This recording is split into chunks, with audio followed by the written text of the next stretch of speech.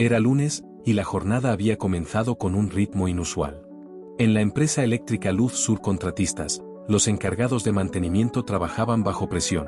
Una obra debía entregarse antes del viernes, y cualquier retraso costaría penalidades millonarias.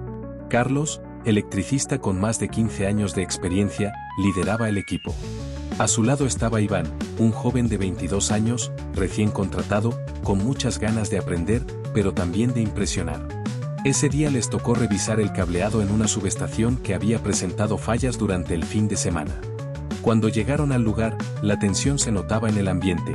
El jefe de obra caminaba de un lado a otro, hablando por teléfono, lanzando frases como: "Eso debía estar listo ayer, apúrense".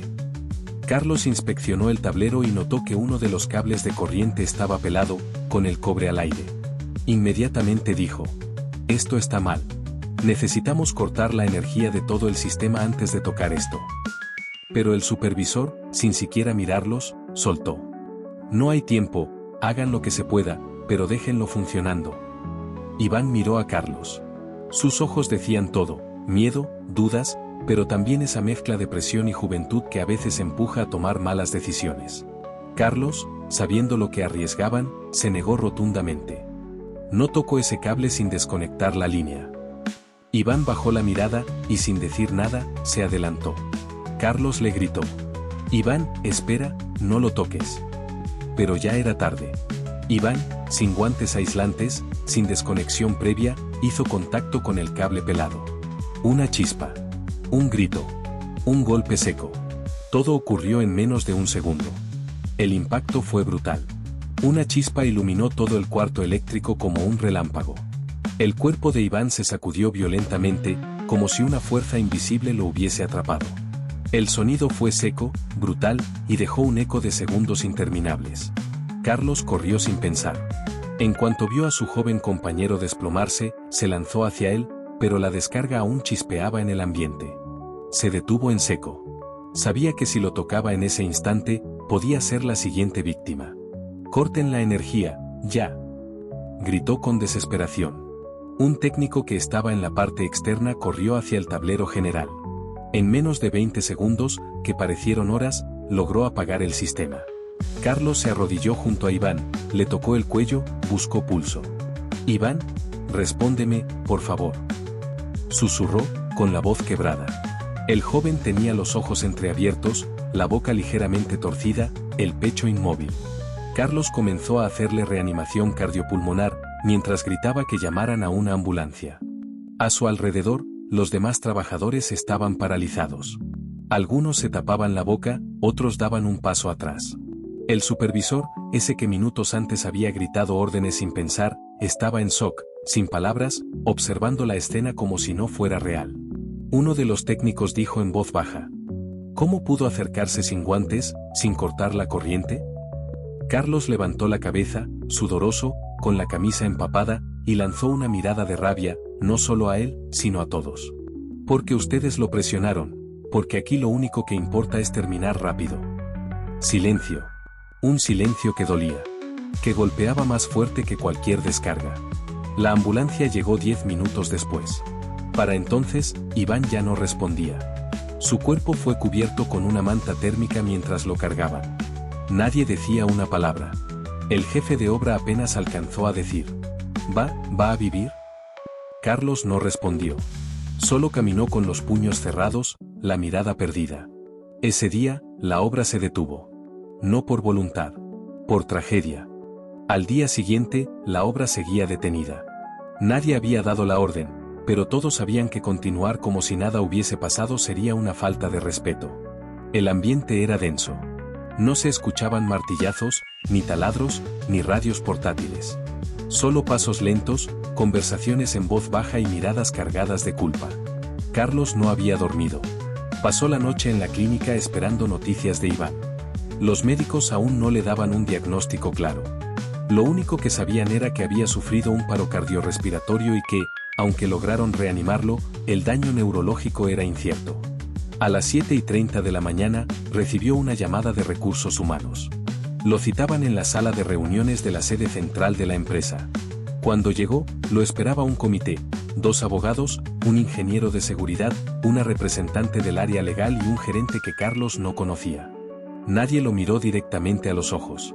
Carlos, gracias por venir. Necesitamos tu versión de los hechos, dijo uno de los abogados. Carlos apretó la mandíbula. ¿Mi versión? ¿No tienen cámaras? ¿No hablan con los testigos? Sí, claro. Pero es protocolo. Queremos tu relato personal. Nada más. Carlos respiró profundo. Y habló. Contó todo, desde la presión del jefe de obra hasta la advertencia que él mismo dio sobre el cable pelado.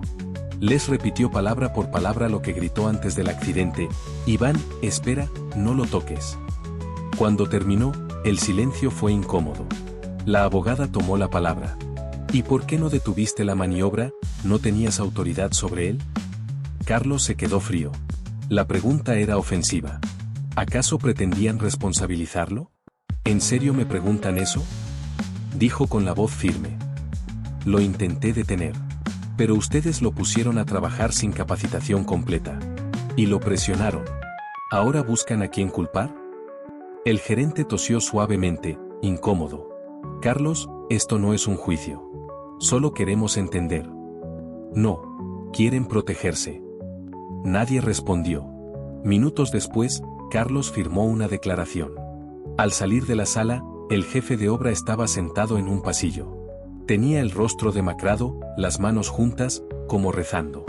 No se atrevió a levantar la vista cuando Carlos pasó frente a él. Esa tarde, Carlos recibió un mensaje de un compañero. Los de arriba quieren que digamos que Iván actuó por cuenta propia. Que nadie lo obligó. Carlos miró la pantalla del celular durante varios segundos, con una mezcla de impotencia y rabia. Sabía lo que eso significaba. Querían lavar las manos.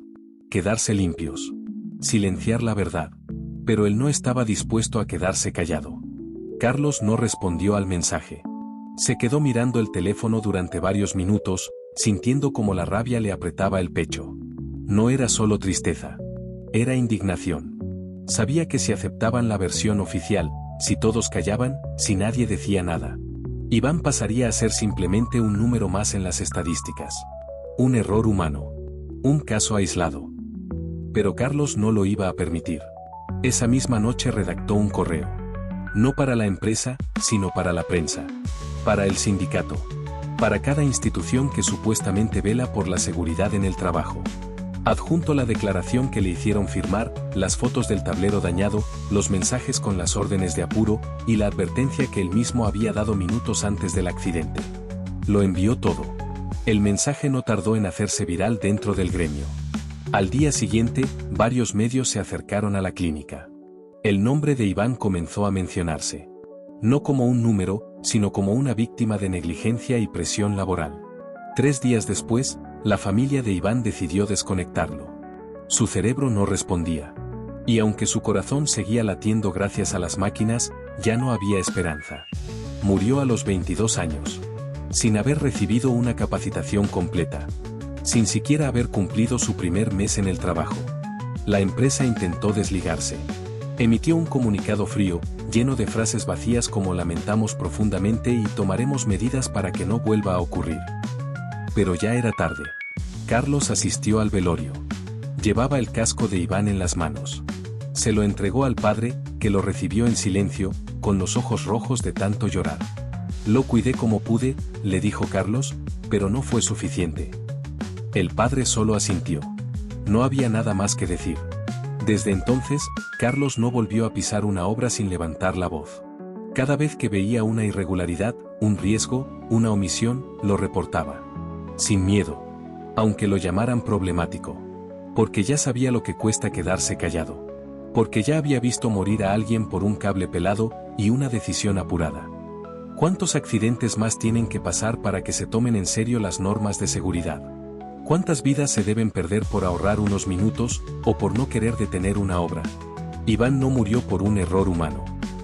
Murió por un sistema que muchas veces normaliza el apuro, la improvisación y la negligencia. Esta historia no busca señalar culpables con el dedo, sino abrir los ojos. Mostrar lo que muchas veces se oculta. Porque detrás de cada accidente laboral, hay una historia. Hay una familia.